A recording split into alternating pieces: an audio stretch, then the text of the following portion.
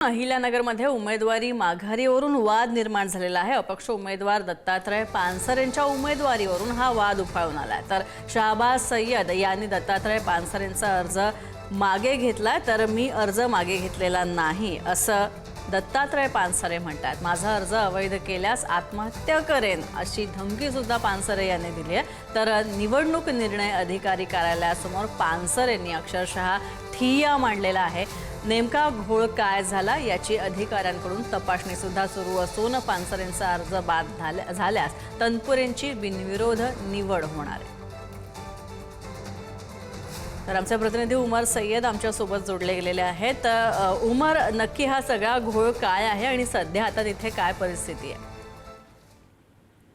नक्कीच स्नेहा, अहिल्यानगर विधान परिषद निवडणुकीत उमेदवारी अर्ज माघारीच्या अंतिम दिवशी हा मोठा गोंधळ निर्माण झालेला आहे।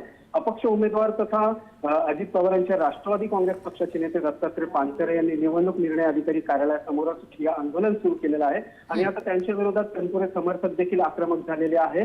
कुठेतरी त्यामुळे आता जे आहे तर ते जिल्हाधिकारी कार्यालय परिसरात तणावपूर्ण वातावरण जे आहे तर ते निर्माण झालेलं आहे। खरं तर दत्तात्रय पानसरे यांच्या उमेदवारी अर्जाची माघार त्यांचे सूचक शहबाज सय्यद यांनी घेतल्याची माहिती समोर आल्यानंतर हा वाद जो आहे तर तो निर्माण झालेला आहे। मात्र आपण कोणालाही उमेदवारी अर्ज मागे घेण्यासाठी अधिकृत केले नसल्याचा दावा पानसरे यांनी केलेला आहे। तसेच आपला उमेदवारी अर्ज अवैध ठरविण्यात आल्यास आत्महत्या करण्याचा इशारा देखील आता पानसरे यांनी दिलेला आहे। कुठेतरी शहबाज सय्यद यांच्याकडे दत्तात्रय पानसरे यांनी दिलेले प्रतिकृत पत्र असल्याचं बोललं जात असून त्या पत्रावरील स्वाक्षरी पानसरे यांचीच आहे का याबाबत आता निवडणूक अधिकाऱ्यांकडून पडताळणी सुरू करण्यात आलेली आहे। संबंधित कागदपत्रांची छाननी करून वस्तुस्थिती जाणून घेण्याची प्रक्रिया आता सुरू असल्याचं अधिकाऱ्यांकडून सांगण्यात आलेलं आहे।